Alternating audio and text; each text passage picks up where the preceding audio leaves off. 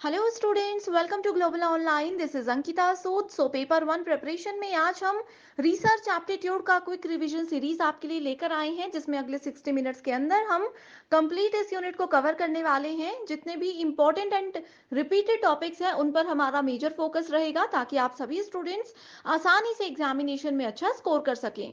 Students, paper one में आप सभी को हेल्प करने के लिए एक कंप्लीट कोर्स में लेकर आई हूँ, जिसमें हम आपको एग्जाम के लेवल के हिसाब से और प्रीवियस ईयर पेपर्स को बहुत अच्छे से एनालाइज करके पढ़ाएंगे।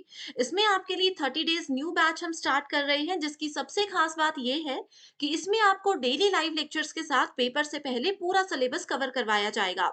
लाइव लेक्चर्स हमारे मॉर्निंग में भी रहते हैं और आप सभी के लिए 30 डेज तक हम इवनिंग लाइव सेशंस भी लेकर आएंगे, ताकि अगर आप लोगों का मॉर्निंग सेशन मिस हो जाता है तो आप बहुत इजीली उस इवनिंग सेशन को कवर कर सके।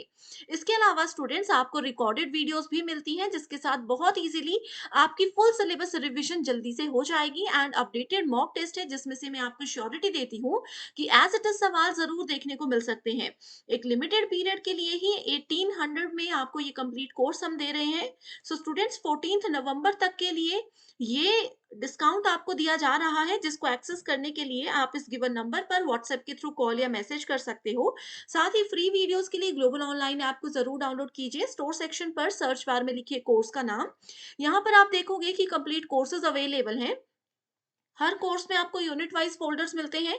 आपके स्टेट के अलावा अदर स्टेट्स के पीवाईक्यूज आपको दिए जाते हैं, जिसमें इजी ट्रिक्स बताई जाएंगी कि कैसे हम बहुत कम समय में करेक्ट आंसर्स को आइडेंटिफाई कर सकते हैं। सो स्टूडेंट्स, ये एक ऐसा कोर्स है जो कि इस कम समय में आपको पेपर वन में 100 में से 80+ स्कोर करने में हेल्प कर सकता है। तो इस नंबर पर आप व्हाट्सएप के थ्रू कॉल या मैसेज कर लीजिए। सबसे पहले ये है रिसर्च एप्टीट्यूड का पूरा सिलेबस। अब यहाँ पर आपको बहुत कम टॉपिक्स देखने को मिलेंगे, लेकिन मैं बता देती हूँ कि एग्जामिनेशन में इनके सब टॉपिक्स पर मेजर फोकस रखा जाता है। जैसे कि अगर हम स्टेप्स ऑफ रिसर्च की बात करें, तो यहाँ पर एक स्टेप होता है हमारे पास सैम्पलिंग, एक स्टेप होता है हमारे पास हाइपोथेसिस, जिसमें उसकी टेस्टिंग, उसको एनालाइज करना, ये सब चीजें आती हैं। इन टॉपिक्स में से मेजर क्वेश्चंस एग्जामिनेशन में पूछे जाते हैं।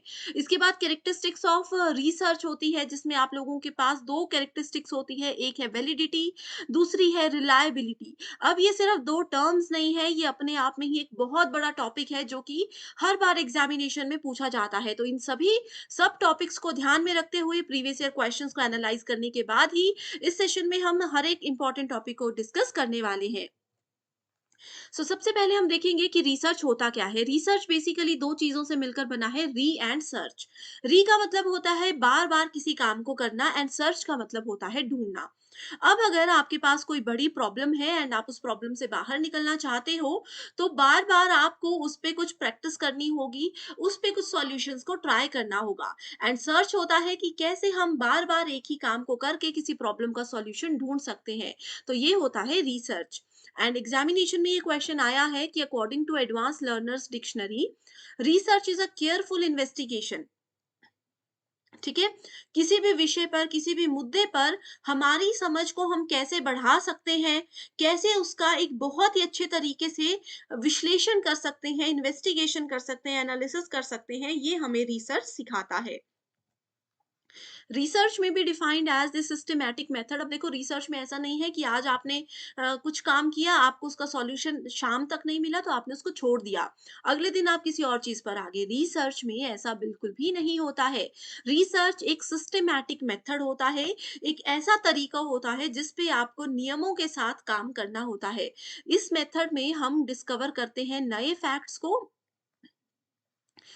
Verifying old facts. कोई, अगर मान लीजिए कोई भी मेरे रिसर्च का एबीसी नाम का टॉपिक है, उसमें कोई ओल्ड रिसर्च हो चुकी है, किसी और पर्सन ने उस पे ऑलरेडी रिसर्च कर दी है, तो उनके रिसर्च को वेरीफाई करना, उसी को आगे बढ़ाते हुए नए फैक्ट्स को डिस्कवर करना, फाइंड आउट करना, और उनके बीच में रिलेशनशिप्स को फाइंड आउट करना, उनके एक्सप्लेनेशन को आइडेंटिफाई करना, ये सब चीजें हमें रिसर्च सिखाता है। एंड ये डेफिनेशन बहुत बार एग्जामिनेशन में एज इट इज पूछी गई है। अगला इंपॉर्टेंट टॉपिक है ऑब्जेक्टिव्स ऑफ रिसर्च, कि रिसर्च को किया क्यों जाता है। अब बहुत से कारण हैं रिसर्च करने के। एक तो हो सकता है कि आपके पास कोई एक बहुत बड़ी प्रॉब्लम है या समाज में कोई एक बहुत बड़ी प्रॉब्लम है और आपको लगता है कि आप में वो कैपेबिलिटीज़ हैं कि आप उस प्रॉब्लम का परमानेंट सॉल्यूशन अपने समाज को, अपनी कंट्री को, अपने आस-पास के लोगों को दे सको, तो आप रिसर्च कर सकते हो। सो रिसर्च डिस्कवर करता है किसी भी नए फैक्ट को। जो चीज़ किसी भी पर्सन को पता नहीं होती, उस चीज़ को सर्च करना। एंड ऐसा नहीं है कि वो इनवैलिड हो, वो चीज़ वैलिड भी होनी चाहिए, वो एक्सेप्टेबल भी होनी चाहिए, तभी उस रिसर्च को सक्सेसफुल माना जाता है। ओके, इन्वेस्टिगेट सम एग्जिस्टिंग सिचुएशन और प्रॉब्लम। ऑलरेडी कोई प्रॉब्लम है, उसको पहले अच्छे से समझना होता है, फिर चेक करना होता है रिसर्च में कि क्या इस प्रॉब्लम का सॉल्यूशन ऑलरेडी है। कई बार क्या रहता है कि हमें लगता है कि ये बहुत बड़ी प्रॉब्लम है, लेकिन बहुत से रिसर्चर्स ऑलरेडी उस पे काम कर रहे होते हैं, या बहुत से रिसर्चर्स ऑलरेडी उस पे काम कर चुके होते हैं, उसका सॉल्यूशन ढूंढ चुके होते हैं। तो रिसर्च के प्रॉब्लम का सॉल्यूशन ढूंढने के लिए सबसे पहले एज अ रिसर्चर आपको ये पता होना चाहिए कि प्रॉब्लम क्या है और क्या क्या इसके फिजिबल सॉल्यूशन ऑलरेडी मार्केट में है और क्या नहीं है, ताकि आप उस पर इन्वेस्टिगेशन शुरू कर सको। To verify and test important facts, जो भी फैक्ट्स आपके सामने है उसको चेक कीजिए, वेरीफाई कीजिए, तभी उसको फाइनलाइज किया जा सकता है। टू एनालाइज एन इवेंट और प्रोसेस और phenomena, to identify the cause and effect relationship, to develop new scientific tools, concept theories to solve, understand scientific and non-scientific problems. So experiments यहाँ पर कहा है कि सिर्फ साइंटिफिक मेथड्स में research नहीं की जाती, साइंटिफिक या नॉन साइंटिफिक कोई भी प्रॉब्लम हो, रिसर्च होती ही है। अब इतने सारे स्टूडेंट्स हैं, देखो लगभग लगभग 6 से 7 लाख बच्चा हर बार नेट सेट एग्जामिनेशन देते हैं। उनमें से बहुत से बच्चों का ड्रीम होता है कि वो पीएचडी करे, तो पीएचडी में करना क्या होता है, रिसर्च ही तो करना होता है। ओके, सो रिसर्च इसीलिए इतना इंपॉर्टेंट है इन एग्जामिनेशन में। तो रिसर्च बेसिकली आपको हेल्प करता है किसी भी प्रॉब्लम का सॉल्यूशन ढूँढने में, लेकिन आपको ये भी सिखाता है कि कैसे रूल्स और रेगुलेशंस को ध्यान में रखते हुए, कुछ नियमों को, कुछ स्टेप्स को ध्यान में रखते हुए ही आप रिसर्च को सक्सेसफुली कंडक्ट कर सकते हो। इसी के साथ रिसर्च की कैरेक्टरिस्टिक्स हैं जो कि 100% एग्जाम में आते ही हैं। बहुत से कैरेक्टरिस्टिक्स हैं, लेकिन मेजर फोकस हमारा रहेगा रिलायबिलिटी यानी कि विश्वसनीयता, और वैलिडिटी यानी कि वैधता पर। Okay, so reliability and validity के को भी फर्दर डिवाइड किया गया है, बहुत से हिस्सों में बांटा गया है, वो भी हम डिटेल में देखेंगे।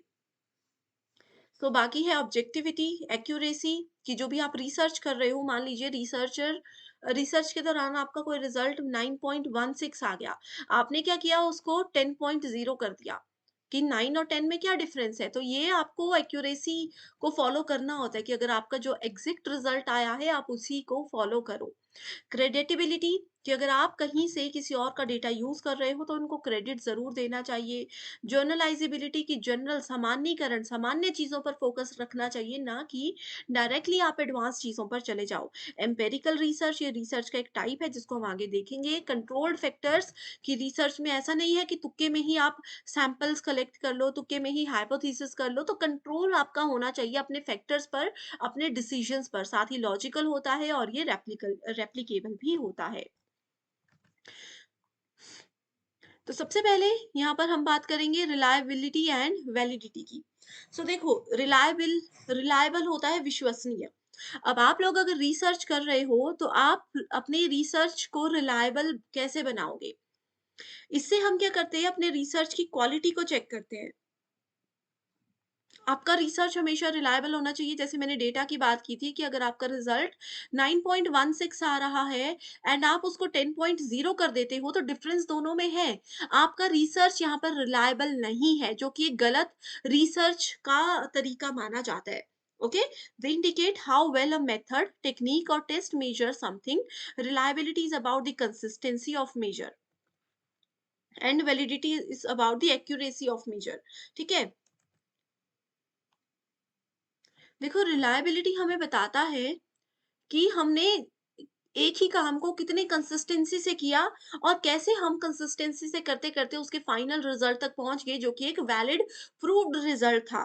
और वैलिडिटी हमें ये बताता है कि हमने जो काम किया है, हमारा जो रिजल्ट आया है, उसकी एक्यूरेसी कितनी है और कैसी है? क्या ये वैलिड है या नहीं है? तो एग्ज़ाम में ये स्टेटमेंट्स एज़ इट इज़ आई हैं कि consistency is related to measure and validity is related to accuracy of the measure. ठीक है? सो एग्जामिनेशन के लिए मैच द फॉलोइंग का ये श्योर क्वेश्चन है। आगे आप देख सकते हो, इनके जो टाइप्स होते हैं रिलायबिलिटी और वैलिडिटी के, यहाँ से भी क्वेश्चंस आते हैं और मैच द फॉलोइंग टाइप के क्वेश्चंस आते हैं। Reliability refers to how consistently a method measure something, कितनी कंसिस्टेंसी के साथ कोई भी, कितनी लगातार आप लोग किसी काम को अगर कर रहे हो और आप किसी चीज को मेजर कर रहे हो, ये आपको रिलायबिलिटी बताती है। The clarity and precision of data collection process are essential for the reliability of the research.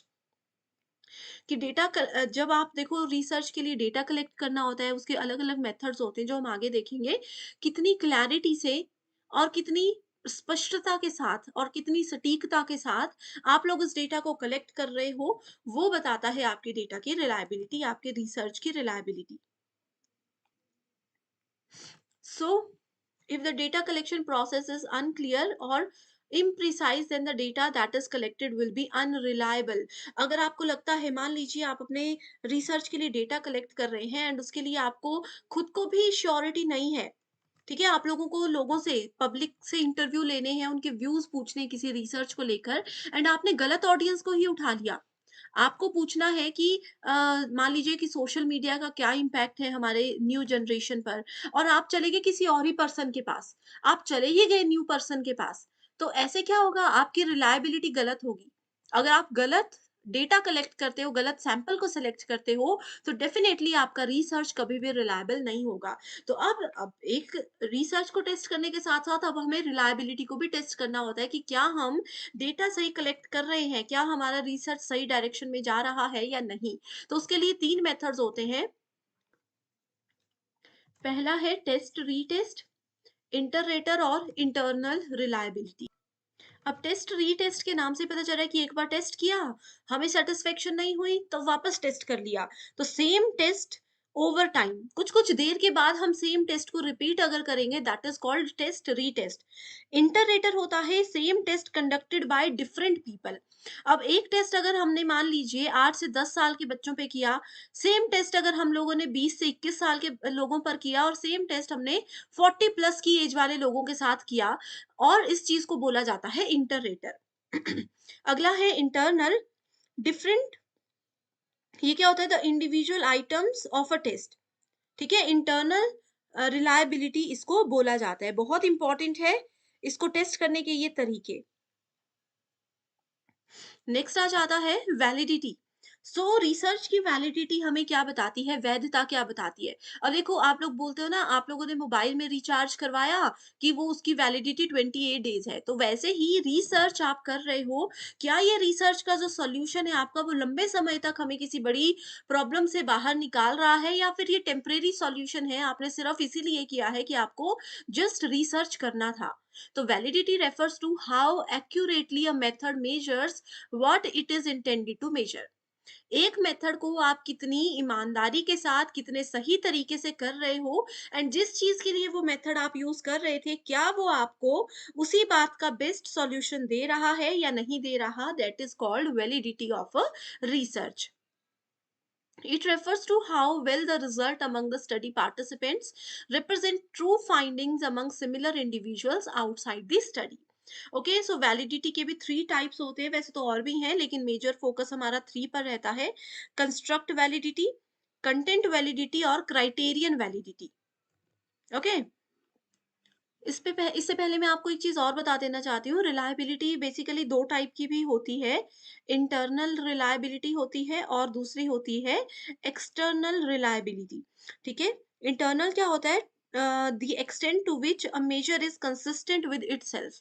एक मेजर जो अपने आप तक ही सीमित रहता है, that is called internal validity. External होता है कि अगर एक से दूसरे को प्रभाव पड़े, एक में अगर हम कोई चेंजेस करते हैं तो दूसरे पे अगर उसका प्रभाव पड़ता है, उसको एक्सटर्नल वैलिडिटी कहते हैं।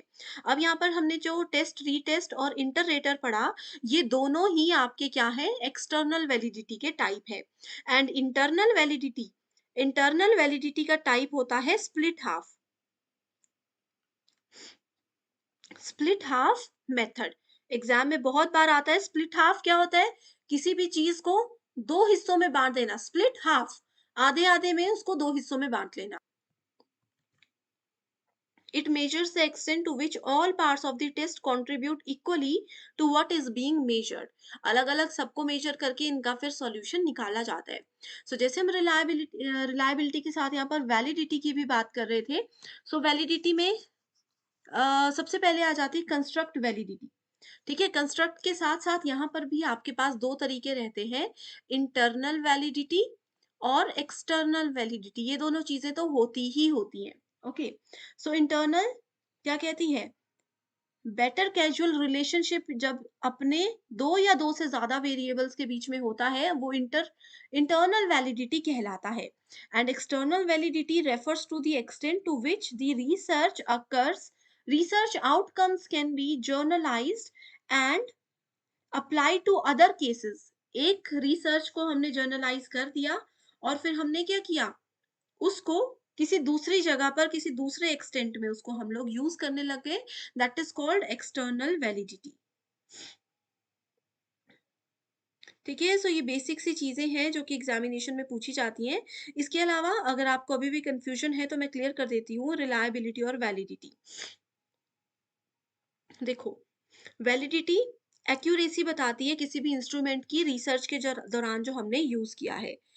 इसमें बहुत से टाइप्स होते हैं, जैसे कि कंस्ट्रक्ट है, कंटेंट है, क्राइटेरियन है।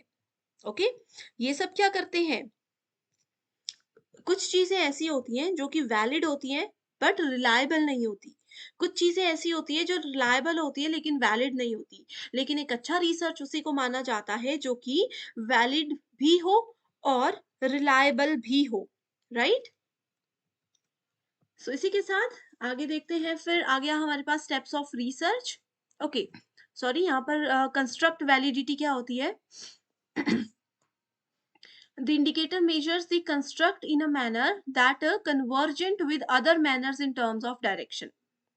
अब देखो, किसी का लेवल है एजुकेशन का और इनकम है उनकी, ठीक है, इनकम लेवल का जो कवरेज है, the indicator also allow discrimination of opposing constructs, that is called construction validity। Content validity एक इंडिकेटर होता है जो कि किसी एक पर्टिकुलर पॉइंट का पार्ट नहीं होता कभी भी। ऑलरेडी इन सभी पे डिटेल्ड वीडियो है। स्टूडेंट्स अगर अभी तक वो डिटेल्ड वीडियो नहीं देखी है जहाँ पर हर एक चीज को बहुत आराम से पढ़ाया गया है, तो बस कमेंट करके मुझे बता दीजिए, मैं लिंक आपके साथ शेयर कर दूंगी। अगला फिर हमारे पास टॉपिक आता है स्टेप्स इन रिसर्च। देखो, रिसर्च के यहाँ पर 9 स्टेप्स हैं। आप लोग कोई और बुक पढ़ रहे होंगे, वहां पर ना जाने कितने स्टेप्स होंगे। लेकिन बेसिकली जो रिसर्च के स्टेप्स होते हैं ना, वो मेजर कुछ पॉइंट्स होते हैं। सबसे पहले तो उसमें हमें रिसर्च के प्रॉब्लम को आइडेंटिफाई करना होता है। ये मोस्ट इंपॉर्टेंट टॉपिक है, एज इट इज पूछा जाता है बहुत बार। ठीक है, ठीक है। यहाँ पर देखो, अरेंज करना है हमें स्टेप्स ऑफ रिसर्च को। सबसे पहला स्टेप तो यही होता है, आइडेंटिफिकेशन ऑफ रिसर्च प्रॉब्लम। उसके बाद आ जाता है लिटरेचर रिव्यू। कई कई रिसर्च में लिटरेचर रिव्यू को स्टेप 1 यानी कि रिसर्च प्रॉब्लम के आइडेंटिफिकेशन के अंदर ही कंसिडर किया जाता है। यहाँ पर ये नहीं दिया गया है। अगला है formulation of hypothesis, preparation of research design, data collection, analysis, journalisation, interpretation, report writing and conclusion. Okay, सबसे पहले देखो हम क्या करते हैं, आइडेंटिफाई करते हैं रिसर्च प्रॉब्लम को। प्रॉब्लम मिल गई, अब उसको सॉल्यूशन भी ढूंढना है। तो ऑब्जेक्टिव क्या क्या है, ये रिसर्च हम क्यों कर रहे हैं, क्या हमारे उद्देश्य हैं, उसको आइडेंटिफाई करना जरूरी होता है। उसके बाद फिर आ जाता है हमारे पास कि हम रिसर्च का कौन सा मेथड यूज कर रहे हैं। मेथड यूज करने के बाद, सिलेक्ट करने के बाद हम डेटा को कलेक्ट करते हैं। उसके बाद हम डेटा को एनालाइज करते हैं। देन हम रिजल्ट एंड डिस्कशन लास्ट में आता है। सो करेक्ट आंसर क्या हो गया? 1, 2, 4, 3, 5 and 6। Correct answer is option number B. इसी के साथ टाइप्स ऑफ रिसर्च में देखते हैं। देखो इतने सारे टाइप्स हैं, बहुत इजी है। मैं कुछ ऐसे ट्रिक्स और कुछ कीवर्ड्स आपको अभी बताने वाली हूँ जिससे ये सारे टाइप्स आप लोगों के क्लियर हो जाएंगे। ओके, तो देखो सबसे पहले है फंडामेंटल रिसर्च। फंडामेंटल रिसर्च को आप बेसिक रिसर्च भी बोल सकते हो। कई बार ऐसा होता है ना, आपके दिमाग में कोई प्रश्न आ जाता है, कोई भी सवाल आ गया बेसिक सा, कि अच्छा आपने मान लिया कि श्रीलंका की राजधानी क्या है, वो कैसी दिखती है, वो सिटी कहाँ कहाँ पर है, वहां पर देखने लायक चीजें क्या क्या है। हालांकि आपको कभी श्रीलंका जाना ही नहीं है, आपको शौक ही नहीं है वहां जाने का, फिर भी आपने रिसर्च किया, गूगल पे सर्च किया। तो ये बेसिक रिसर्च है कि आपने अपने इंटरेस्ट के लिए, बस अपना नॉलेज थोड़ा-सा बढ़ाने के लिए ये सब चीज़ें सर्च कर ली, लेकिन आप रियल लाइफ में उसको कहीं पर भी यूज़ नहीं करने वाले हो। दैट इज़ कॉल्ड फंडामेंटल और basic research. Okay? Applied research होती है इमीडिएटली जहाँ पर हमें चीज़ों को अप्लाई करना होता है। अप्लाइड और एक्शन रिसर्च इमीडिएट एप्लीकेशन वाली होती हैं। अब जैसे मान लीजिए स्कूल मैनेजमेंट है या फिर हॉस्पिटल मैनेजमेंट है। स्कूल में अगर किसी बच्चे के साथ कुछ इमरजेंसी हो जाती है, कुछ प्रॉब्लम हो जाती है, तो वहां पर आप लोग ये तो नहीं करोगे ना कि रिसर्च करने लगोगे, क्यों हुआ, क्या हुआ, कैसे हुआ, ये तो नहीं करोगे। ना ही स्कूल की मीटिंग बुलाओगे, ना ही किसी से परमिशन लेने लगोगे। किसी बच्चे को कुछ तबीयत खराब है, कुछ एक्सीडेंटल केस है, तो आप इमीडिएटली वहां पर एक्शन लोगे। तो जहां पर इमीडिएट अटेंशन की जरूरत होती है, वहां पर बेसिकली अप्लाइड और एक्शन रिसर्च का यूज किया जाता है। डिस्क्रिप्टिव रिसर्च क्या होता है? किसी प्रॉब्लम को ये अच्छे से डिस्क्राइब जरूर करता है कि क्या प्रॉब्लम है, क्यों ये प्रॉब्लम हुई, कैसे इससे बाहर निकला जा सकता है। ये डिस्क्रिप्शन जरूर देगा, लेकिन उससे बाहर निकलने में हेल्प नहीं करेगा, इसके अलावा कुछ भी। अब जैसे आप मेरे पास आते हो कि अरे मैं प्रॉब्लम में फँस गई हूँ, मेरी हेल्प कर दो। तो मैं आपको बता दूँगी कि अच्छा ये जो है प्रॉब्लम, ये इसका बेस्ट सॉल्यूशन हो सकता है, इसको ट्राई ज़रूर करना। तो मैंने आपको डिस्क्रिप्शन दे दी, बस बता दिया। मैं आपके साथ उस जगह पर जाकर नहीं गई कि कैसे उससे बाहर निकलना है, चलो साथ में चलते हैं। That is called descriptive research. इस तरीके के सारे रिसर्च हैं, आगे वन बाय वन हम डिटेल में डिस्कस करेंगे। अब देखो इन सभी रिसर्च के टाइप्स को भी ना फर्दर बाँटा गया है अलग-अलग हिस्सों में। ऑब्जेक्टिव के हिसाब से 3 टाइप्स के रिसर्च होते हैं: descriptive research, correlational research, explanatory research और एक्सपेरिमेंटल रिसर्च। सो डिस्क्रिप्टिव रिसर्च जो होती है ये सेल्फ एक्सप्लेनेटरी होती है। एक्सप्लेनेटरी होती है, मैंने अभी बताया आप लोगों को डिटेल में। ठीक है, डिस्क्रिप्टिव रिसर्च एक क्वांटिटेटिव रिसर्च का टाइप होता है। ये होता है क्वांटिटेटिव रिसर्च का टाइप। आप लोगों को पता होना चाहिए कि क्वालिटेटिव और क्वांटिटेटिव रिसर्च क्या होता है। क्वालिटेटिव रिसर्च हमेशा क्वालिटी पर फोकस करता है, कि मान लीजिए ये कहता है कि आप चाहे 2 ही सैंपल्स लेकर आओ, लेकिन बेस्ट क्वालिटी के होने चाहिए। कम ही लोगों से इंटरेक्ट करो, लेकिन वो रिसर्च का सॉल्यूशन देने वाले होने चाहिए। जैसे होता है ना कि आपको ऐसा, कई लोग ऐसे होते हैं जिनके सिर्फ 1 या 2 ही फ्रेंड्स होंगे, लेकिन वो बहुत अच्छे होंगे, हर जगह उनके साथ आएँगे। लेकिन कुछ क्वांटिटेटिव टाइप के होते हैं, जैसे हमने मान लीजिए 100 लोगों से सैंपल ले लिया, लेकिन एक भी सैंपल से हमें सेटिस्फेक्शन नहीं हुई। आपके 100 दोस्त हैं, लेकिन मुसीबत के टाइम एक भी काम नहीं आया, तो वो क्वांटिटेटिव होता है। तो वैसे ही डिस्क्रिप्टिव रिसर्च जो होता है वो क्वांटिटेटिव रिसर्च होता है। अब कोई मेरे पास कोई प्रॉब्लम लेकर आ रहा है, उसका सॉल्यूशन देने के लिए मैं 100 उसको एक्सप्लेनेशन दे दूं, 100 तरीके बता दूं, लेकिन क्या मुझे पता है कि प्रैक्टिकली वो चीज़ें पॉसिबल है? क्या मैं उनके साथ उस सिचुएशन में गई हूँ? नहीं गई हूँ। तो डिस्क्रिप्टिव रिसर्च इसीलिए क्वांटिटेटिव रिसर्च का ही मेथड माना जाता है। ठीक है? जो भी चीज़ होती है, जो भी स्टोरी आपके सामने होती है, फिनोमिना होता है, उसको ऑब्ज़र्व किया जाता है पहले यहाँ पर, फिर उसका कंक्लूज़न ड्रॉ करके उससे बाहर निकलने की कोशिश की जाती है। ओके, इसके अंदर जैसे मैंने आपको बताया था कि सर्वे मेथड भी आता है। यहाँ पर लिखा हुआ है सर्वे स्टडीज इसके अंदर आती है। So descriptive study itself is equated with survey research. It is better to consider survey as one category of research under descriptive research. Okay, so survey का जो सर्वे मेथड में क्या होता है, हम सर्वे करते हैं एग्जिस्टिंग सिचुएशन, करंट सिचुएशन हमारे सामने क्या है, उसको पहले अच्छे से समझेंगे। ठीक है, उस कंडीशन को एनालाइज़ करेंगे, फिर हम यहाँ पर उसको डायग्नोज़ करते हैं प्रॉब्लम को, कि एग्ज़ैक्ट प्रॉब्लम क्या है, उसका पूरा सर्वे होगा।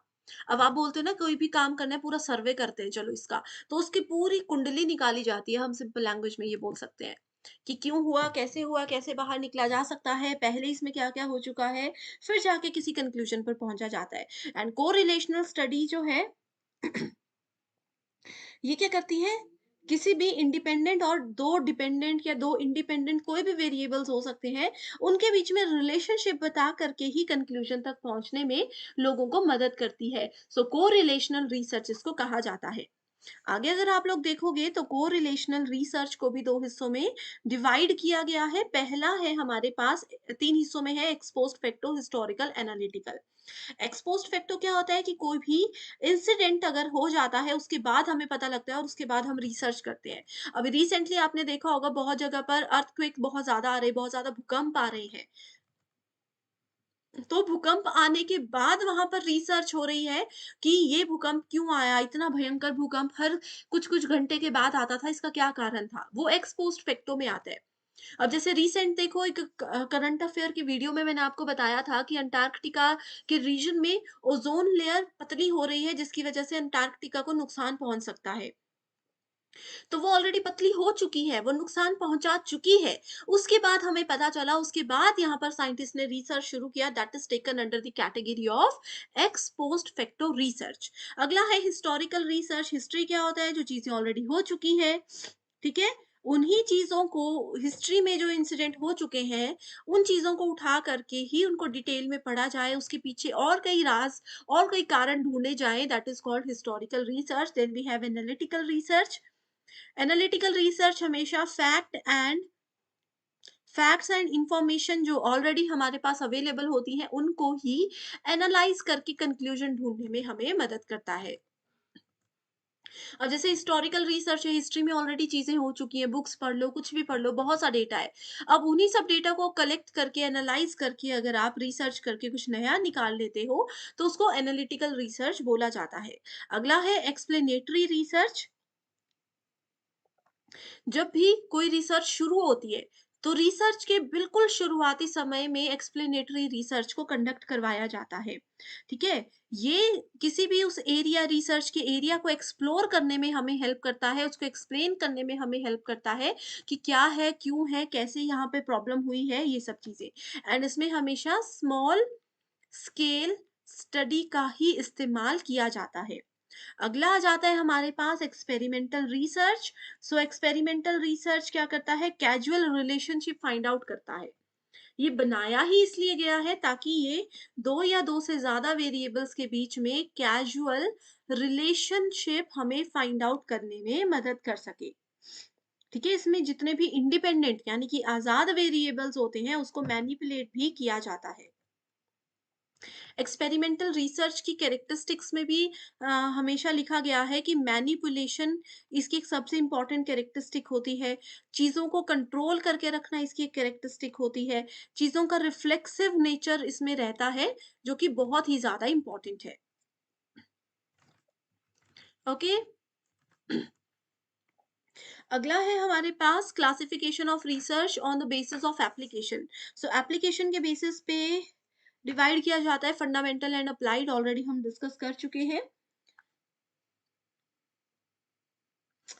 फंडामेंटल रिसर्च जो है वो ज़्यादातर एकेडमिक्स में यूज़ की जाती है, जनरल अपने नॉलेज को बढ़ाने के लिए यूज़ की जाती है। एंड अप्लाइड रिसर्च प्रैक्टिकली कैसे किस चीज़ को कहाँ पर यूज़ किया जाए वो होती है। एग्जाम में जो क्वेश्चन आता है वो ये है कि एक फंडामेंटल रिसर्च क्या है? ये एक्सटेंसिव रिसर्च होती है और अप्लाइड रिसर्च आपके पास इंटेंसिव रिसर्च होती है। ओके, सो इसके लिए फिलहाल इतना ही काफी है। अगला है इंडक्टिव एंड डिडक्टिव। इंडक्टिव क्या होती है? चलो डिडक्टिव है पहले। सो डिडक्टिव डिडक्ट करना, डिडक्ट मतलब कम करना, तो ऊपर से नीचे की ओर। डिडक्टिव होती है एक टॉप डाउन अप्रोच जिसमें हम अपर लेवल से नीचे के लेवल की ओर आते हैं। इसको सिंपल लैंग्वेज में आप लोग जनरल टू स्पेसिफिक अप्रोच भी बोल सकते हो। ठीक है? यानी कि स्टार्ट हम हाइपोथेसिस से करते हैं, उसके बाद उसको एक्सेप्ट करना है या रिजेक्ट करना है उस पर आते हैं। वहीं अगर हम इंडक्टिव की बात करें तो ये आपके पास होती है बॉटम बॉटम अप अप्रोच। ठीक है? बॉटम अप अप्रोच होती है जो कि आपको स्पेसिफिक से जनरल की ओर लेकर जाती है। स्पेसिफिक चीज से जनरल चीजों की ओर ले जाकर ये आपको हेल्प करती है। सो इंडक्टिव एंड डिडक्टिव का कॉन्सेप्ट बहुत इंपॉर्टेंट है, ये लॉजिकल रीजनिंग में भी आता है। ओके, नेक्स्ट रिसर्च की कैटेगराइजेशन है structured and unstructured. So structured approach जो होती है रिसर्च में, ये बेसिकली क्वांटिटेटिव होती है। इसको नोट कर लीजिए, ये होती है क्वांटिटेटिव, ये क्वांटिटेटिव मेथड होती है। एंड अनस्ट्रक्चर्ड जो होता है ये आपका क्वालिटेटिव होता है। मैं एक ही चीज आपको शुरुआती दिनों से कहती आ रही हूँ कि आपको सबसे पहले रिसर्च में क्वालिटेटिव और क्वांटिटेटिव को पढ़ना है, और इन दोनों के अंदर कौन कौन से रिसर्च के टाइप्स आते हैं उनको पढ़ना है। इससे आपके 90% क्वेश्चंस तो डायरेक्टली सॉल्व हो जाएंगे। ठीक है, सो अगर क्वांटिटेटिव क्वालिटेटिव का मीनिंग पता है तो आप स्ट्रक्चर्ड अनस्ट्रक्चर्ड ऑटोमेटिकली सही ढूंढ सकते हो। ओके, सो इसी के साथ अगला है research basis on the process. So qualitative research के टाइप्स यहाँ पर दिए हैं एंड क्वांटिटेटिव रिसर्च है। क्वालिटेटिव बेसिकली एक अप्रोच होती है, it's not just a method to conduct a research. Qualitative research is basically inductive, ये एक इंडक्टिव मेथड होता है। एंड इसमें स्पाइरल भी होता है। स्पाइरल का मतलब क्या होता है, जैसे ये है, इस लेवल से शुरू है और इस तरीके से जो चीजें रन होती है वो स्पाइरल होता है, कि उसी लेवल पर हम बार बार आ रहे हैं लेकिन थोड़ा थोड़ा ऊपर जाते हुए। सो स्पाइरल होता है क्वालिटेटिव रिसर्च नेचर में, तो इसी तरीके से ये काम करता है। इसमें हमेशा क्वालिटेटिव में याद रखिए, एक पर्सन जब भी रिसर्च शुरू करता है तो ये हमेशा ऑब्जर्वेशन के साथ अपना काम शुरू करता है, एंड खत्म किसके साथ करता है, थियोरेटिकल पोजीशन के साथ करता है। यानी कि ये हमेशा काम करता है स्पेसिफिक टू थ्योरी के ऊपर बेस्ड होता है। तो ये क्वालिटेटिव है, एंड इसके जितने भी नीचे टाइप्स दिए गए हैं ये सब भी सेम रूल्स को फॉलो करते हैं। दूसरा टाइप आ जाता है हमारे पास क्वांटिटेटिव। सो क्वांटिटेटिव मैंने आपको क्या बताया,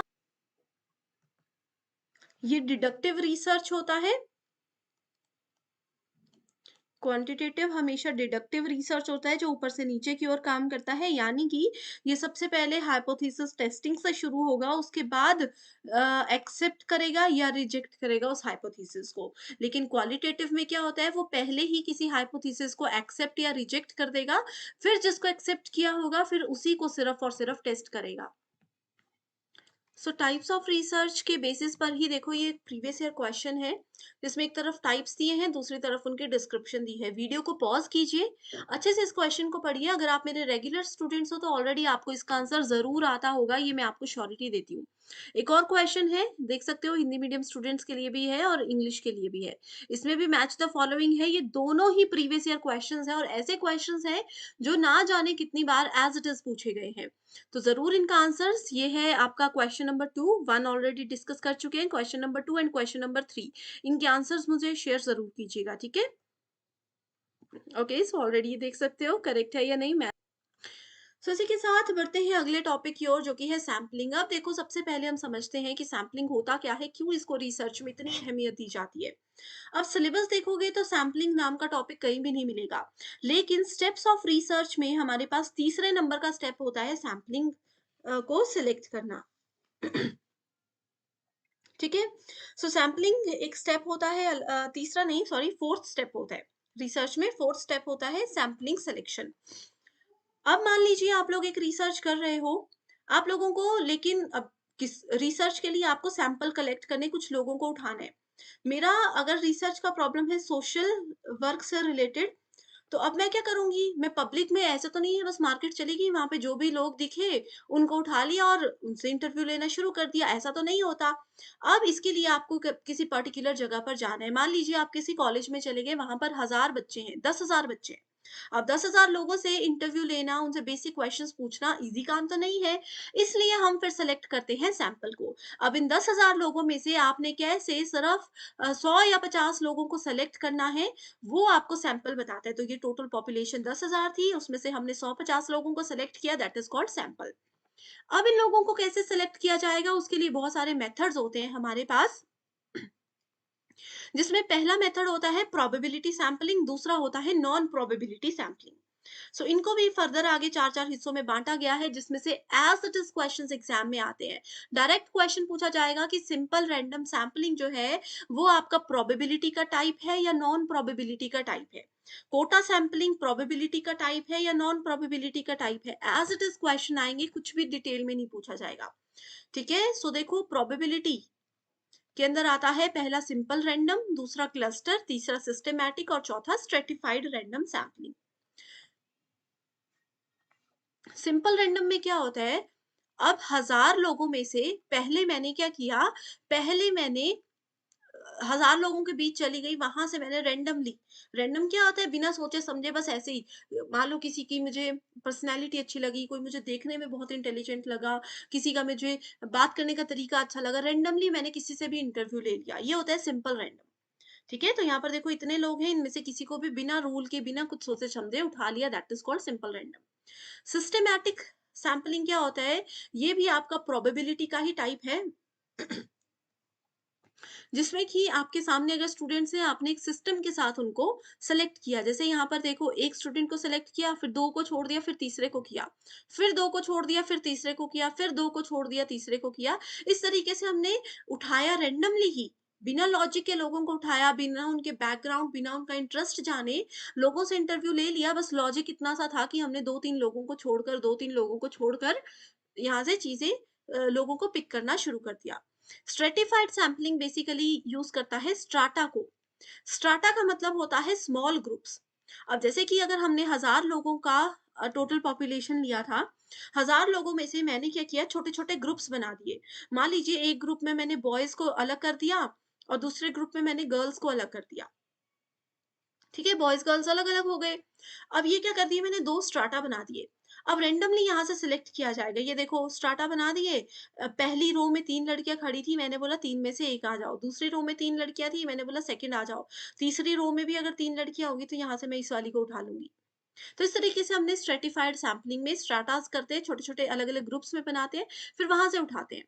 क्लस्टर सैंपलिंग भी स्ट्रेटिफाइड सैंपलिंग की तरह ही होता है, जिसमें हम ग्रुप्स बनाते हैं। यहाँ पर कोई मेल, फीमेल या हाइट, जेंडर, ये चीज़ों का ध्यान नहीं रखा जाता, बस रैंडमली यहाँ पर हमने कुछ ग्रुप्स बना दिए कि ऐसे स्टूडेंट्स को बोल दिया कि चलो अपने-अपने फ्रेंड सर्कल के छोटे-छोटे ग्रुप्स बना लो। तो स्कूल कॉलेज में क्या होता है, 4-5 लोगों का ग्रुप होगा, कुछ 10-12 लोगों का ग्रुप होगा, तो वो उस ग्रुप में बन गए और हर एक ग्रुप से मैंने एक-एक बच्चे को पिक कर लिया सैंपलिंग के लिए, वो क्लस्टर सैंपलिंग होता है। तो ये इमेजेस को याद रख लो, बहुत ईज़ी हो जाएगा क्वेश्चंस को सॉल्व करना, क्योंकि टफ क्वेश्चंस इस टॉपिक में से बिल्कुल भी नहीं आते। एंड प्रीवियस ईयर क्वेश्चंस पढ़ लो, ऑलरेडी मैं सीरीज़ लेकर आई हूँ, नहीं देखी है तो कमेंट करके बता दीजिए कि सैंपलिंग के प्रीवियस ईयर क्वेश्चंस बता दो, ताकि मैं शेयर कर सकूँ आपके साथ लिंक। अब ये 4 टाइप्स जो है, ये है आपके पास नॉन प्रोबेबिलिटी सैंपलिंग के टाइप्स। कन्वीनियंस सैंपलिंग क्या होता है? कन्वीनियंस सैंपलिंग में मान लीजिए लोग हैं, उसमें से हमने टॉप स्टूडेंट्स को सेलेक्ट कर लिया, टॉप स्टूडेंट्स को सेलेक्ट कर लिया। ठीक है, जैसे कन्वीनियंस मेरे हिसाब से मुझे जो कन्वीनियंट लगे, देखो टॉप भी छोड़ो, कन्वीनियंस क्या होता है, अपने हिसाब से जो इजीएस्ट लग रहा है। मैं स्टेज पे खड़ी हूँ, मैंने बोला कि चलो किसी को भी सेलेक्ट करना है, ऐसे करो जो पहली रो के 10 लोग हैं आप सब आ जाओ।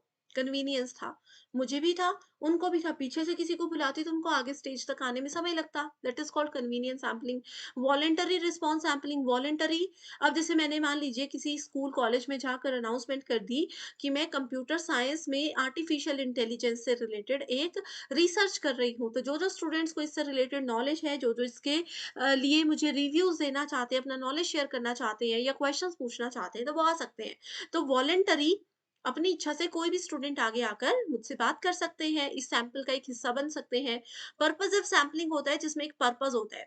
अब मान लीजिए कि मेरा रिसर्च है हिस्ट्री से रिलेटेड, हिस्टोरिकल रिसर्च है, हिस्ट्री मेरा सब्जेक्ट है, ये मान लो। अब यहाँ पर पर्पसिवली मैं सिर्फ और सिर्फ उन्हीं स्टूडेंट्स को सेलेक्ट करूंगी जिनका बैकग्राउंड हिस्ट्री है, या जो हिस्ट्री सब्जेक्ट में बहुत ज्यादा इंटरेस्टेड है, जिनको इसके इसके बारे में काफी ज्यादा नॉलेज होता है। तो पर्पस है हमारा, हम उसी फील्ड से रिलेटेड स्टूडेंट्स को उठाएंगे। एंड लास्ट आ जाता है स्नोबॉल सैंपलिंग, जिसमें आप देख सकते हो कुछ ग्रुप्स क्रिएट कर दिए गए हैं, सब ग्रुप्स बना दिए गए हैं, एंड उस तरीके से वहां से स्टूडेंट्स को पिक किया जाता है उनके इंटरेस्ट के अकॉर्डिंग, उनकी रिक्वायरमेंट और नॉलेज के अकॉर्डिंग। ठीक है, सो सैम्पलिंग पर डिटेल्ड वीडियो ऑलरेडी है, यहाँ पर देख सकते हो, इस वीडियो के ऊपर आपको लिंक मिल जाएगा। उसमें हर एक चीज को और भी ज्यादा डिटेल में डिस्कस किया गया है। अगला टॉपिक आ जाता है फिर हमारे पास हाइपोथेसिस। सो हाइपोथेसिस भी रिसर्च का ही एक स्टेप्स का सेक्शन आ जाता है। हाइपोथेसिस आप लोगों को सिलेबस में कहीं भी नहीं मिलेगा, लेकिन बहुत इंपॉर्टेंट टॉपिक है। हाइपोथेसिस का मतलब होता है परिकल्पना। अब आप लोग मेरे पास आए कि मैम एक प्रॉब्लम में फंस गई, इससे बाहर निकलने का सॉल्यूशन दो, तो मैंने बोल दिया कि अच्छा ये काम करो, आप बाहर निकल सकते हो, ये ट्रिक भी कर सकते हो, या फिर ऐसे करो, ये काम कर लो, जरूर आपको सॉल्यूशन मिल जाएगा। ये परिकल्पना थी, मैं कभी इस प्रॉब्लम में नहीं फंसी, बस मैंने आपको मदद करने के लिए कुछ रैंडम गेस किए। ठीक है, वैसे ही रिसर्च प्रॉब्लम से बाहर निकलने के लिए भी हमें कुछ ना कुछ रैंडम गेस करने पड़ते हैं, ताकि हमें उस प्रॉब्लम का सॉल्यूशन मिल सके। हाइपोथेसिस में अब रैंडम गेस कर लिया वैसा तो नहीं है आपको, आप किसी प्रॉब्लम में हो, आपको सब दोस्तों ने कुछ कुछ आइडिया दे दिया कि ऐसा ऐसा कर लो, इजी हो जाएगा, ऐसा तो नहीं है। अब आप सबकी ट्रिक ट्राई करोगे, आप सुनोगे सबसे, लेकिन उसके बाद उस पे थोड़ा सा विचार तो करोगे ना, खुद से सोचोगे कि अच्छा ये काम अगर करूंगा गलत ना फंस जाऊं, ये काम अगर करूंगा हो सकता है सॉल्यूशन मिल ही जाए, इस काम को करने में तो सोचने में भी रिस्क है, तो इसको पहले रिजेक्ट कर दिया। तो हाइपोथेसिस भी ऐसा ही होता है। हाइपोथेसिस को आपने एक्सेप्ट करना है या फिर उसको रिजेक्ट करना है, ये एक रिसर्चर के हाथ में होता है। Okay, hypothesis testing use sample data to make inference about properties of a population study. Hypothesis को टेस्ट करना भी इंपॉर्टेंट है, एंड दो टाइप के हाइपोथेसिस होते हैं, नल और ऑल्टरनेटिव। एंड दो टाइप के एरर्स होते हैं इसमें, टाइप 1 एरर और टाइप 2 एरर। ठीक है, अगर गलत कंक्लूजन हो जाता है, देखो दो स्टेटमेंट्स हैं और हमें पता है कि ये दोनों कंडीशन से हम किसी गलत रास्ते पर पहुंच जाएंगे, रॉन्ग पाथ हम सिलेक्ट कर लेंगे, तो वो क्या हो जाता है, एरर हो जाता है। सो टाइप 1 और टाइप 2 एरर से पहले हाइपोथेसिस के टाइप्स देख लेते हैं। नल हाइपोथेसिस को H0 के नाम से जाना जाता है और अल्टरनेटिव को HA के नाम से जाना जाता है। ठीक है, null hypothesis states that there is no significant relationship between variables. कोई भी रिलेशनशिप नहीं है। अगर हम बोलते हैं A और B दोनों मेरे लिए तो बराबर हैं, लेकिन नल हाइपोथेसिस बोलता है कि A कभी भी B के बराबर हो ही नहीं सकता। मैं बोलूंगी कि राम और श्याम दोनों का बिल्कुल बराबर नॉलेज है, इक्वल लेवल पर है दोनों। ये नल हाइपोथेसिस बोलेगा कि इनका नॉलेज कभी भी सेम हो ही नहीं सकता, दोनों में चाहे छोटा सा डिफरेंस होगा लेकिन होगा जरूर। This should be rejected during hypothesis testing. तो नल हाइपोथेसिस को हम जब रिसर्च हाइपोथेसिस की टेस्टिंग चल रही होती है तो उस समय एक्सेप्ट या रिजेक्ट भी कर सकते हैं। अगर हम नल हाइपोथेसिस को रिजेक्ट कर रहे हैं, इसको अगर हम रिजेक्ट कर रहे हैं, तो 100% श्योरिटी है कि हम ऑल्टरनेटिव हाइपोथेसिस को एक्सेप्ट ही करेंगे, क्योंकि इसके अलावा हमारे पास कुछ भी दूसरा ऑप्शन नहीं है। ऑल्टरनेटिव ये बोलता है कि हमेशा दो या दो से ज्यादा वेरिएबल्स के बीच में कुछ ना कुछ रिलेशनशिप होता ही है, कि ए बी के बराबर होगा ही होगा, चाहे 100% नहीं होगा, 10% सिमिलैरिटीज होंगी, लेकिन होंगी जरूर। ये कहता है ऑल्टरनेटिव हाइपोथेसिस, जिसको सिंपली रिसर्च हाइपोथेसिस भी बोला जाता है। Hypothesis testing is main concept of which of the type of research? So experimental research में सबसे ज्यादा hypothesis testing को use किया जाता है। अब देखो ये है hypothesis और alternative hypothesis, H1 या HA बोला जाता है इसको, और null को H0 बोला जाता है। अगर एक रिसर्चर ने क्या किया, null hypothesis को रिजेक्ट कर दिया एंड ऑल्टरनेटिव हाइपोथेसिस को एक्सेप्ट कर दिया, एंड ऑल्टरनेटिव को एक्सेप्ट कर दिया, तो कौन सा एरर यहाँ पर होगा, तो यहाँ पर टाइप 1 एरर होगा। ठीक है, when a null hypothesis is true and you rejected. अगर मान लो एक कंडीशन ऐसी थी, एक डिसीजन आपके लाइफ का ऐसा था जो कि आपके लिए सही था, ट्रू था, लेकिन आपने ना जाने किस वजह से उसको रिजेक्ट कर दिया, उस डिसीजन की ओर गए ही नहीं, तो आपने कर दिया टाइप 1 एरर। एंड वहीं दूसरी तरफ अगर एक डिसीजन आपके लिए बिल्कुल गलत था, लेकिन आपने किसी भी रीजन की वजह से उस डिसीजन को एक्सेप्ट कर लिया, तो ये हो गया आपका टाइप 2 एरर। तो ये दो टाइप के एरर्स होते हैं। ठीक है, ये देखो हाइपोथेसिस, नल हाइपोथेसिस है ये, और ये अल्टरनेटिव हाइपोथेसिस है। नल हाइपोथेसिस को फेल टू रिजेक्ट, रिजेक्ट करना था लेकिन किया नहीं, तो टाइप 1 एरर आ गया, और रिजेक्ट कर दिया तो टाइप 1 नहीं तो टाइप 2 एरर। ठीक है, तो ये चीजें हैं यहाँ पर जो मैंने आपको बताया, इसको अच्छे से पढ़िए, कंफ्यूज नहीं होना है, एक आधा बार प्रैक्टिस कीजिए नल हाइपोथेसिस और अल्टरनेटिव हाइपोथेसिस के ऊपर, इजीली क्वेश्चंस को सॉल्व कर पाओगे। ये देखिए, null is true, null hypothesis सही था, हमें एक्सेप्ट कर लेना चाहिए था, लेकिन हमने क्या कर दिया, उसको गलती से रिजेक्ट कर दिया, तो टाइप 1 एरर हो गया, जिसको फॉल्स पॉजिटिव कहते हैं। वैसे ही नल हाइपोथेसिस गलत था, लेकिन हमने क्या कर दिया, उसको एक्सेप्ट कर लिया, करेक्ट डिसीजन था, इफेक्टिव एग्जिस्टेंस थी। ठीक है, तो यहाँ पर चीजों को देख सकते हो, अच्छे से पढ़ लीजिए। हाइपोथेसिस में डिस्क्रिप्टिव, नल, एक्सप्लेनेटरी और ऑल्टरनेटिव हाइपोथेसिस के 4 टाइप्स होते हैं, जिसके आंसर्स भी यहाँ पर मैंने आपको दिए हैं, इसको जरूर अच्छे से पढ़ लीजिएगा। अब बात आती है वेरिएबल्स की। सो स्टूडेंट्स देखो, वेरिएबल इतना ज्यादा इंपॉर्टेंट टॉपिक है कि एग्जाम में यहाँ से क्वेश्चंस आते ही आते हैं। पहले नहीं आते थे, अभी रिसेंट अगर हम 2023 में देखो, मार्च में पेपर हुआ, जून में पेपर हुआ, इसमें 2 शिफ्ट्स हुई हैं। ठीक है, 2 साइकल्स हुए हैं, सॉरी, सभी शिफ्ट्स में लगभग इससे क्वेश्चंस आए थे। तो वेरिएबल कुछ भी हो सकता है। आप किसी पर्सन को भी यहाँ पर वेरिएबल मान सकते हो, किसी कार को वेरिएबल मान सकते हो, किसी बुक को वेरिएबल मान सकते हो रिसर्च के दौरान। एंड वेरिएबल 2 टाइप के होते हैं, qualitative and quantitative sorry, categorical and quantitative variable. Quantitative variables vary in degree or amount, such as annual income, and categorical variable vary in type of kind of gender. ठीक है, categorical यानी कि category, male female अगर हमने कर लिया। Quantitative हो सकता है, जैसे यहाँ पर आपने कहा है एनुअल इनकम, किसी पर्सन की एनुअल इनकम मान लो 10 रुपए है, किसी की 5 रुपए है, तो ये हमने क्या किया, क्वांटिटी चेक की। तो ये वेरिएबल्स होते हैं। ठीक है, इंडिपेंडेंट डिपेंडेंट के साथ साथ इंटरवेनिंग वेरिएबल्स और एक्सट्रेनियस वेरिएबल्स भी हमारे पास आते ही हैं। अब वेरिएबल्स को मेजर करने के लिए भी कुछ स्केल्स को इस्तेमाल किया जाता है, जिसमें नॉमिनल, ऑर्डिनल और रैंकिंग स्केल, इंटरवल स्केल और रेशियो स्केल होता है। तो एक ग्राफ के थ्रू मैं बताती हूँ कि कैसे इन स्केल्स को मेजर किया जाता है। सो देखो, वेरिएबल्स में ना सबसे पहले तो आपके पास मैंने बताया क्वालिटेटिव होता है। सो क्वालिटेटिव के अंदर आ जाता है नॉमिनल। ठीक है, नॉमिनल आ जाता है जैसे कि किसी का मैरिटल स्टेटस है, किसी का जेंडर है, किसी का सेक्स है, ये सब आ जाता है नॉमिनल के अंदर। उसके बाद आ जाता है ऑर्डिनल। ऑर्डिनल जैसे कि मान लीजिए, इसको आप ऐसे रैंकिंग स्केल भी कर सकते हो, कोई बच्चा किस रैंक पर आ रहा है, किस लेवल पर आ रहा है। या फिर एक एग्जांपल ले लें कि कोई पर्सन कैंसर पेशेंट है, कोई स्टेज 1 पे है, कोई स्टेज 2 पे है, कोई सिर्फ हल्के से लेवल पर है कि वो पेन किलर्स है, इनसे भी टिक सकते हैं। तो ऐसे ऐसे लेवल का जो एनालिसिस होता है, वो हमें ऑर्डिनल स्केल बताता है। उसके बाद फिर दूसरा आ जाता है क्वांटिटेटिव।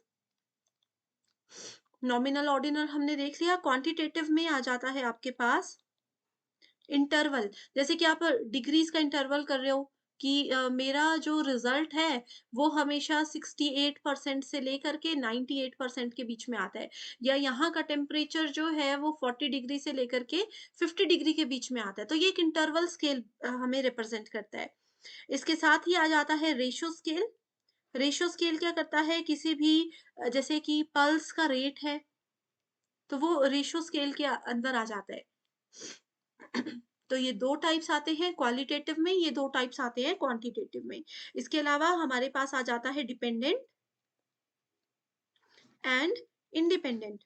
ठीक है, डिपेंडेंट क्या होता है, गैस्ट्रिक सेक्टर्स में आ जाता है, और इंडिपेंडेंट जो किसी पर भी निर्भर नहीं करता, अपने एंड पर ये एक तरीके से अगर काम करता होगा।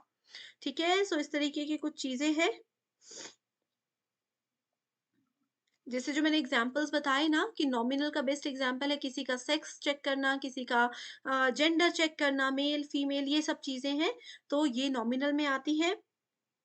ऑर्डिनल में इवैल्यूएटिव कॉनोटेशन का टर्म यूज किया जाता है, इवैल्यूएटिव कॉनोटेशन। ये क्वेश्चन एग्जाम में आ चुका है बहुत बार। अगला है टॉपिक रिसर्च एथिक्स। रिसर्च की नैतिकताएँ, अब देखो किसी भी काम को करने के लिए कुछ रूल्स, कुछ रेगुलेशंस, कुछ नैतिकताएँ होती हैं, जो कि फ़ॉलो करना बहुत ज़्यादा इम्पोर्टेंट होता है। वैसे ही रिसर्च में कुछ नैतिकताएँ हैं, जैसे कि रिसर्च के दौरान आपको बेईमानी नहीं करनी है, जो रिज़ल्ट आए हैं वही एज़ इट इज़ रिप्रेज़ेंट करने हैं, किसी और का डेटा चोरी करके इस्तेमाल नहीं करना है, किसी और के परमिशन के बिना उनकी रिसर्च रिपोर्ट को हाथ नहीं लगाना है। इस तरीके की कुछ चीज़ें होती हैं, जो कि रिसर्च एथिक्स के अंदर आती हैं। एज़ अ रिसर्चर आपको वो फ़ॉलो करना ज़रूरी है। ओके, किसी की इंटेलेक्चुअल प्रॉपर्टी है, रिस्पॉन्सिबल ट्रीटमेंट होना चाहिए। अगर आप अपनी रिसर्च के लिए किसी भी ह्यूमन, किसी भी एनिमल, खास तौर पे मेडिकल साइंस की बात की गई है, एनिमल ह्यूमन का इस्तेमाल कर रहे हो, तो आपको ऐसा ध्यान रखना है कि उनको बिल्कुल भी नुकसान ना हो। आप जनरली भी अगर किसी पर्सन से अपने रिसर्च के लिए इंटरव्यू ले रहे हो, आपको उनसे थोड़ा-सा पर्सनल क्वेश्चन भी पूछा जाए, तो इतना ज़्यादा आपको उनको अनकंफर्टेबल नहीं करना कि वो आंसर ना दे पाएँ, तो ये सब चीज़ें रिसर्च एथिक्स के अंदर आती हैं। रिसर्च एथिक्स में सबसे पहली चीज़ ये आती है कि उस पर्सन से जिनसे आप इंटरव्यू लेना चाहते हो या पूछना चाहते हो कुछ, तो उनसे ये सबसे पहले पूछा जाए कि हम आपसे कुछ पर्सनल इन्फॉर्मेशन लेना चाहते हैं, हम आपसे कुछ डिटेल्स चाहते हैं, तो क्या आप इंटरेस्टेड हो? हम आपके 15 मिनट लेंगे, हम आपके 10 मिनट लेंगे। तो ये रिसर्च एथिक्स का मोस्ट इंपॉर्टेंट पॉइंट होता है। Which of the following ethical problems in research? Ethical problems क्या है? प्लेजरिज्म, प्लेजरिज्म का मतलब होता है डुप्लीकेसी, किसी और के डेटा को एज इट इज यूज कर लेना। उसके बाद है बल प्रयोग, जबरदस्ती किसी से काम करवाना, गोपनीयता भंग करना, उपकारिता किसी ऐसा तो नहीं है देखो, साहित्यिक चोरी बहुत गलत काम है, जबरदस्ती किसी से काम करवाना भी गलत है। गोपनीयता, अब आपकी रिसर्च के दौरान आपको बहुत सी चीजें हो सकता है जो अपनी फैमिली फ्रेंड्स के साथ सीक्रेट रखनी पड़े, आप अगर उसको भंग कर देते हो या यहाँ की बात वहां कर देते हो, किसी और के रिसर्च डेटा का यहाँ वहां बातें पहुंचाते हो, तो भंग करना। ठीक है, उसके बाद उपकारिता, किसी पे उपकार करके क्या आप रिसर्च कर रहे हो, निष्ठा, पूरी निष्ठा से आपको काम करना है। सो यहाँ पर एथिकल प्रॉब्लम्स की बात की गई है, सो ए बी सी डी यहाँ पर करेक्ट आंसर होगा, A B C D. Okay, A B C only, D भी होगा, बेनिफिशियंस। ठीक है, उपकारिता, यहाँ पर किसी पे आप उपकार नहीं कर रहे हो। ठीक है, सो जो चीजें हमने अभी पढ़ी उन्हीं को एक्सप्लेन किया गया है, देख सकते हो, प्लेजरिज्म है, कोएशन है, ब्रीच ऑफ कॉन्फिडेंशियलिटी है, बेनिफिशियंस है एंड फिडेलिटी है। सो स्टूडेंट्स, अभी भी कोई कंफ्यूजन है तो वीडियो को पॉज करके अच्छे से इसको पढ़ लीजिएगा, बहुत इंपॉर्टेंट टर्म्स हैं ये। अगला क्वेश्चन है, research ethics and its observance are not necessary for the interest of credibility and quality of a research. So क्या बिल्कुल गलत है।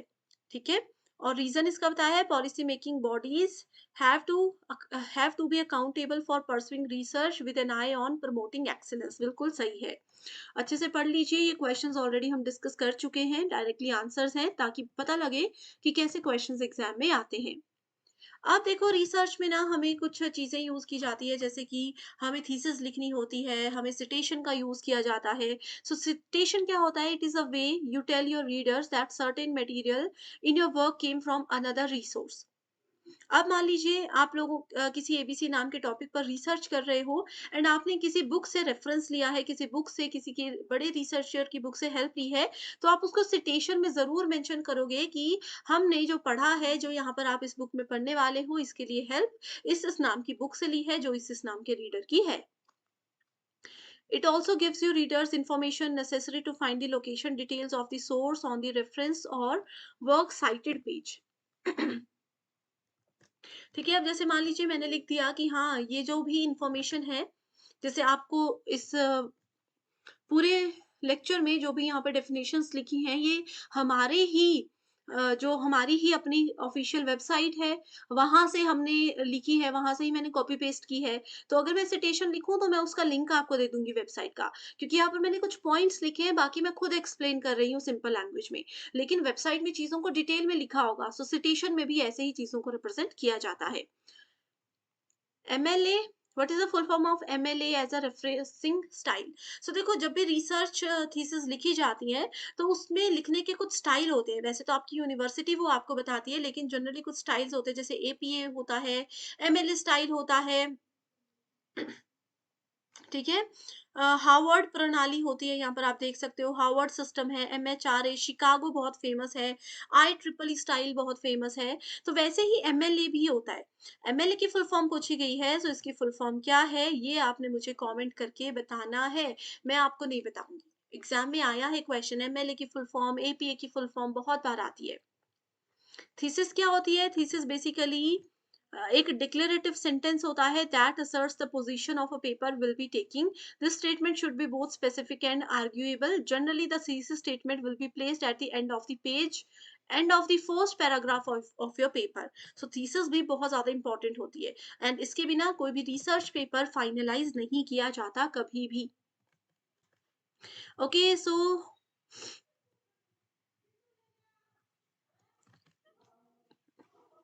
समटाइम्स नोन एज थीसिस, जिसको कि कभी कभी डिसर्टेशन भी बोला जाता है। सो कभी भी डिसर्टेशन एंड थीसिस हो तो परेशान नहीं होना, दोनों एक ही चीजें हैं।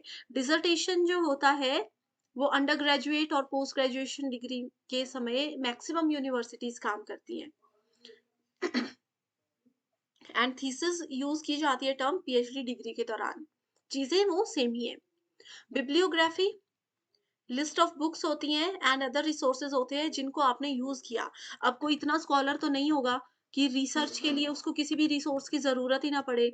आप भी तो अपनी रिसर्च के लिए कोई ना कोई बुक पढ़ोगे, किसी जगह पे जाओगे, किसी की हेल्प लोगे।